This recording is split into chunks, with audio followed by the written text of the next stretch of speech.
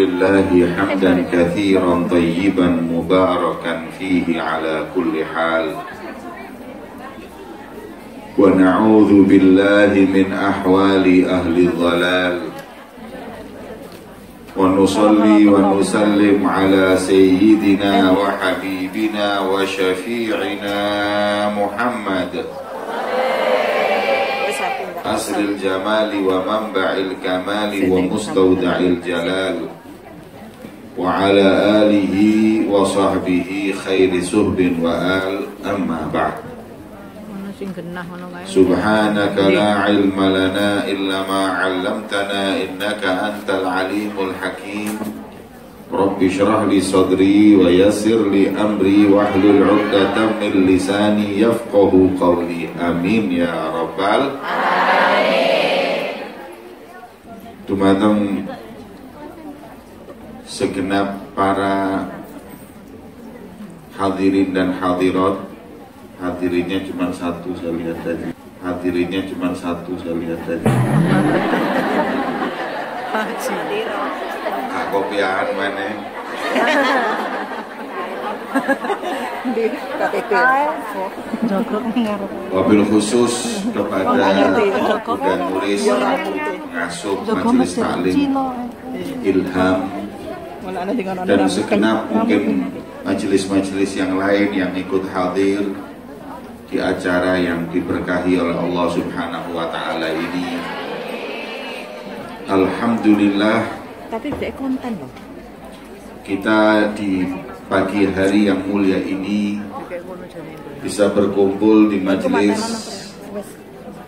yang insya Allah mampu menambah kecintaan kita kepada Allah, cinta kita kepada Rasulullah SAW. Khususnya kita yang baru saja meninggalkan bulan Rabiul Awal, bulan kelahiran beliau junjungan Nabi besar Muhammad SAW.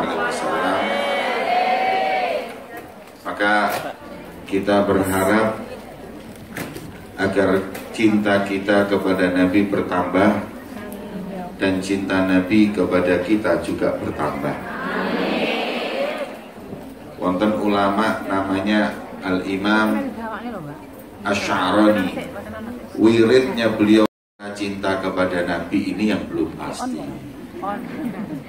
Nabi itu cinta kita karena tiap kali yang disebut umatnya, ketika ditawari oleh Allah segala hal, Nabi Muhammad permintaannya la ardo ahadan min ummati finnar, saya nggak rela kalau seorang dari umatku ada yang masuk neraka.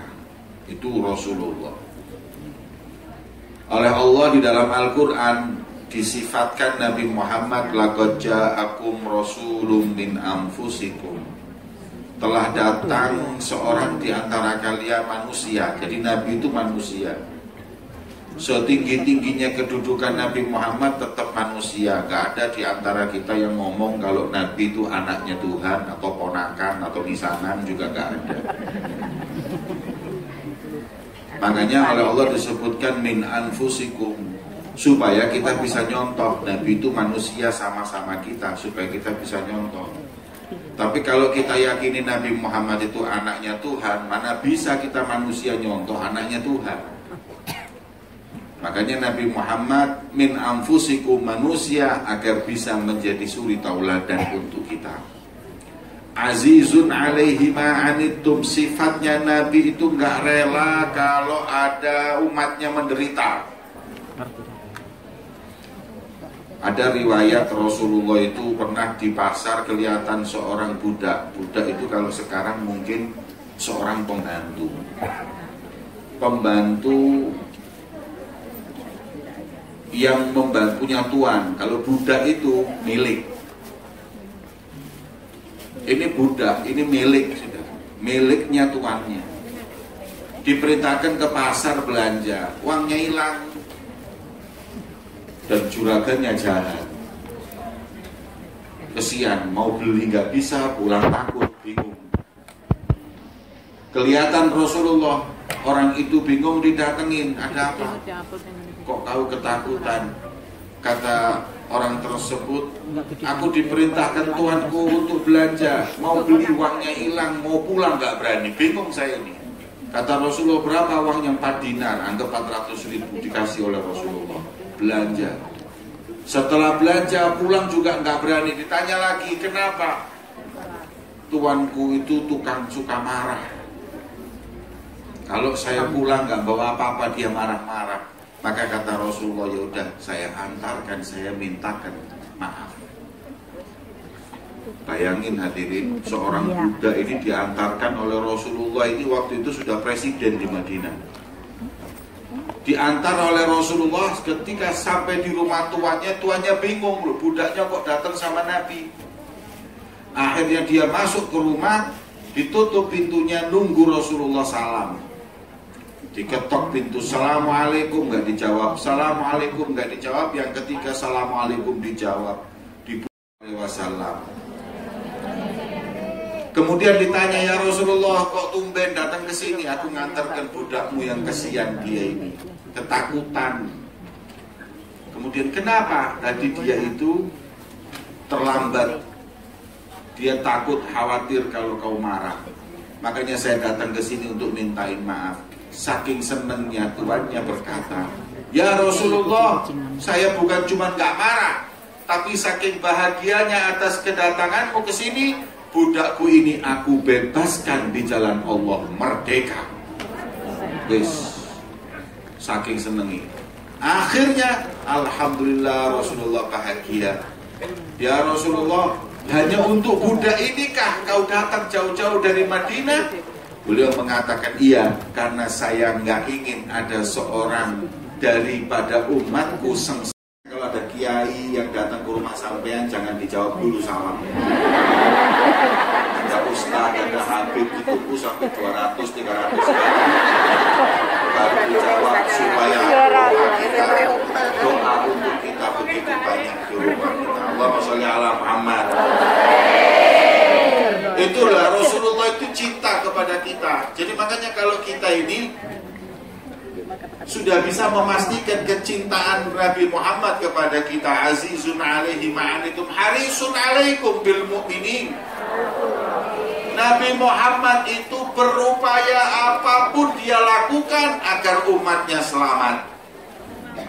Rasul sallallahu alaihi wasallam sampai pergi beliau itu ke Taif, mau mengajak orang Taif masuk Islam, nggak taunya nggak disambut dengan tola al-badru, malah disambut dengan batu-batuan. Rasulullah dilempari batu berkucuran darahnya. Kemudian ketika darah itu ada yang mau menetes di tanah, oleh Rasulullah diambil, diusapkan di badannya. Sahabat tanya, ya Rasulullah, kok ya sempat-sempatnya panjenengan itu ngurusi tetesan darah? Kata Rasulullah, aku mendengar tanah ini berkata, kalau satu tetes darahnya Muhammad sampai ke tanah, ke punggungku, aku akan telan semua orang-orang Taif. Maka Rasulullah itu walaupun dilempari batu, tapi tetap Rasulullah itu nggak pengen orang yang ngelempari batu itu mereka mati, binasa atau diazab. Coba kalau saya, justru saya ciprat-cipratkan gitu. Biar tahu semuanya. Loh, orang mau enak-enak mau dakwah, kok yang malah dilempari batu. Tapi Rasulullah bayangkan, nggak mau mereka itu sampai tersiksa, nggak mau mereka binasa. Itulah kecintaan Nabi kepada kita umatnya. Azizun alaihi ma'anitum harisun alaikum bil mu'minina raufur. Nabi SAW adalah Nabi yang dengan orang mukmin rauf, rahim, lemah lembut dan sayang. Rasulullah, jangan lagi Nabi Muhammad itu sayangnya kepada manusia, bahkan hewan pun disayang oleh Rasulullah. Ayat itu di hadis disebutkan, ada sahabat jalan ngambil sarang daripada burung. Burungnya lapor kepada Nabi Muhammad, ya Rasulullah, anak-anakku yang ada di sarang diambil oleh sahabat-sahabatmu. Kemudian Rasulullah memerintahkan sahabat untuk mengembalikan. Bayangin, sampai yang namanya burung pun oleh Nabi diperhatikan dan disayang. Ada riwayat lagi, onta itu nangis ketemu Rasulullah. Orang-orang bingung, loh onta ini nangis kenapa? Didengarkan oleh Nabi. Kemudian Nabi berkata, siapa tuannya onta ini? Fulan ya Rasulullah, kau membebani tugas yang lebih daripada kemampuannya. Kenapa? Onta ini barusan dia itu mengadukan kepada saya. Allahumma sholli ala Muhammad. Sampai binatang pun curhatnya sama Nabi Muhammad Shallallahu Alaihi Wasallam. Saking sayangnya beliau kepada kita umatnya. Belum lagi kepada kita hadirin. Rasul Shallallahu Alaihi Wasallam begitu kasih sayang kepada kita umatnya. Makanya sepakat sudah kalau Nabi ini sayang dengan kita. Sekarang yang harus dipertanyakan, apakah kita sayang dan cinta kepada Nabi Muhammad? Kalau ngomong sayang, saya berikan kepada panjenengan perkataan Nabi Muhammad. Tanda sayang dan cinta itu ada 3. Yang pertama, dalam hadis Nabi disebutkan bahwa orang cinta itu memilih perintah orang yang dia cintai daripada yang lain.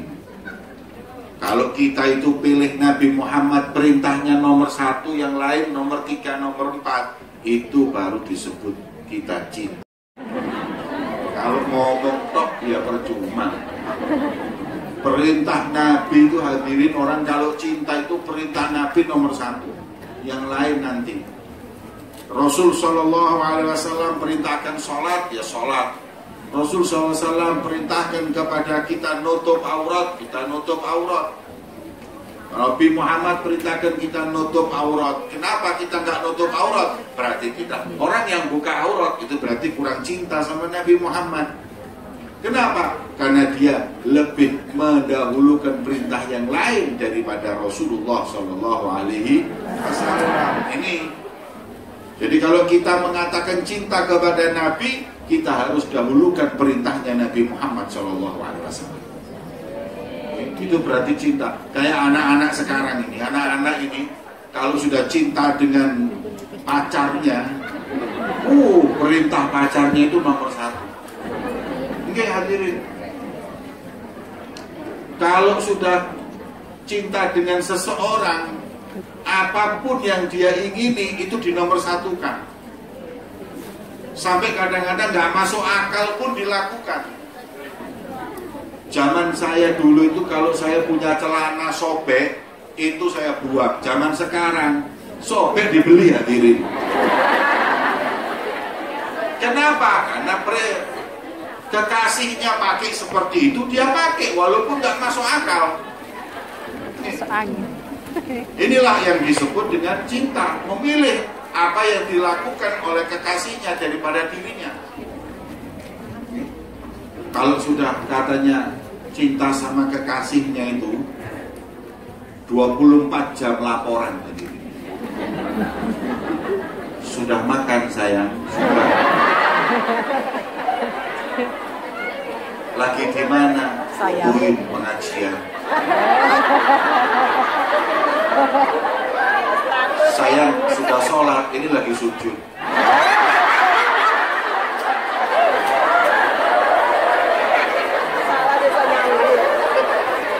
24 jam laporan.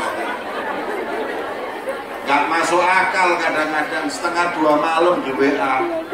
Assalamualaikum, tidur tuh bangun. Cuman jawab WA-nya. Ayo ketemuan yuk setengah luruh bengi. Tapi karena cinta, ayo gimana kuburan Cino? Ya berangkat. Kenapa? Orang kalau sudah cinta mau berkorban sudah. Pokoknya apapun biar perintahnya itu dia lakukan.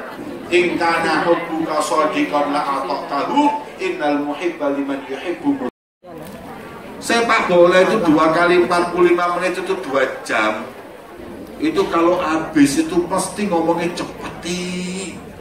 Kok begitu cepat? Gak terasa 2 jam 2 kali 45 menit itu selesai sama istirahatnya. Belum kalau ada tambahan waktu, belum kalau ada yang namanya penalti bisa sampai 3 jam. Itu mereka merasa waktu yang singkat. Kenapa dianggap singkat? Karena mereka cinta dengan pemain-pemain bola, maka waktu lama itu terasa sedikit. Ibu-ibu kalau lihat film India itu ya 3 jam. Apalagi yang main Shah Rukh Khan radhiyallahu anhu.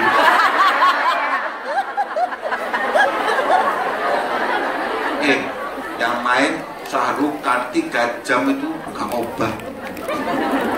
Anaknya ngomong khusyuk.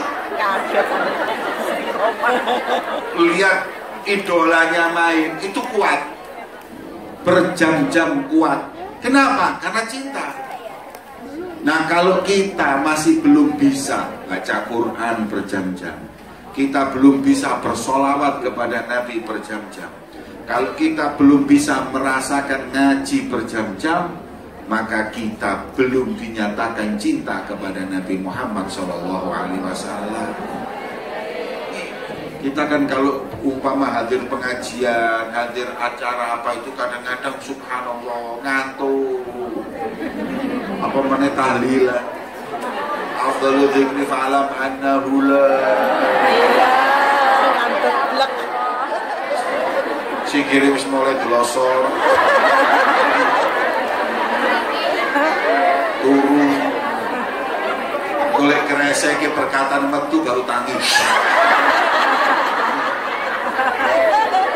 Ya ini repot hadirin. Ya, orang kalau cinta itu nggak kayak gitu. Orang kalau cinta itu fokus, fokus dengan kekasihnya. Karena sekarang dia lagi duduk dengan Nabi Muhammad Sallallahu Alaihi Wasallam. Itu kita, masya Allah. Kalau kita lebih sekarang apa namanya, ada satu ulama besar namanya Habib Umar bin Abdurrahman Atos. Beliau Habib Umar bin Abdurrahman itu ngomong, tuh lihat. Kita ini cinta sama Nabi dibanding mereka cinta sama artis saja kalah. Buktinya apa? Konser itu 3-4 jam berdiri. Ada enggak? Konser itu 3-4 jam. Mahlul Qiyam itu dari awal sampai akhir. Kita kan cuma baca Mahlul Qiyam paling 15 menit terus duduk lagi. Mereka Mahlul Qiyam kok nggak ada duduknya.